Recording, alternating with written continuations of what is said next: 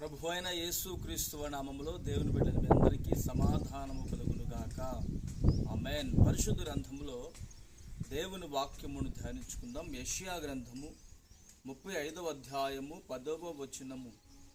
యెహోవా విమోచించిన వారు పాటలు పాడుచు తిరిగి సియోనునకు వచ్చెదరు.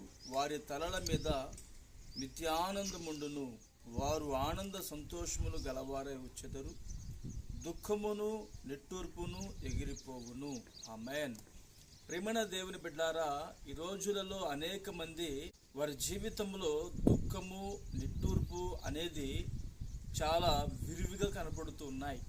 మరి దుఃఖము నిట్టూర్పు ఎగిరిపోవాలంటే మనము అనేక ప్రయత్నాలు చేయించు ఉంటాం.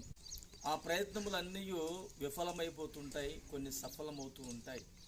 మరి ఈ రోజున నీ జీవితము దుఃఖము నిట్టూర్పుల మధ్యలో నడిపించబడుతున్నదేమో.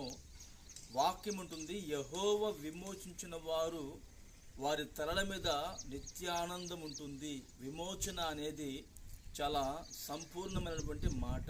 ఆ విమోచన అనేది మనకు రావాలంటే మనము ప్రభు కొరకు త్యాగము కలిగిన వారమై ప్రభు కొరకు ఎప్పుడైతే జీవిస్తామో ప్రభు మనలను విమోచించి మన జీవితంలో ఉన్నటువంటి దుఃఖమైన నిట్టూర్పైన అది ఎగిరిపోయే విధంగా మన బ్రతుకులో కార్యాలు చేయగలిగిన వాడు.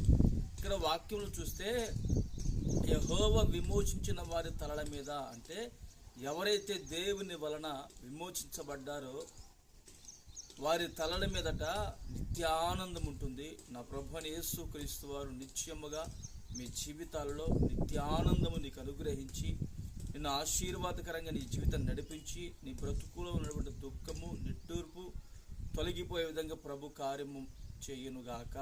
ఆమేన్. ప్రార్థన చేసుకుందాం. ప్రేమగల తండ్రి, పరిశుద్ధుడా, స్తోత్రం చెల్లిస్తున్నాము నాయన. దుఃఖము నిట్టూర్పు అనేది మా జీవితంలో ఉన్నప్పుడు ఎన్ని ప్రయత్నాలు చేసినా అవన్నీ విఫలమైపోతాయని నా తండ్రి మీ ద్వారా మాత్రమే మా జీవితంలో దుఃఖము నిట్టూర్పు తొలగిపోతుందని అలనాడు నీ బిడ్డల జీవితంలో నిన్ను ఆరాధించి నీ నామాన్ని నమ్మి ఉండగా వారి బ్రతుకులో నా తండ్రి నీ కొరకు త్యాగము కలిగి జీవించినటువంటి వారు విమోచించబడతారని, ఆ విమోచనము వలన మా బ్రతుకులో గొప్ప నెమ్మది కలుగుతుందని మీరు మాకు తెలియపరిచి ఉన్నారు. ఇట్టి మాటలు మేము పోగొట్టుకొనక కడవరకు మా హృదయములో భద్రపరుచుకొని మీ ద్వారా విమోచనము కొరక మేము కనిపెట్టేదానికి మీరు మాకు సహాయం చేసి మహిమ పొందుకోమని యేసు నామమున ప్రార్థిస్తున్నాను తండ్రి. ఆమేన్.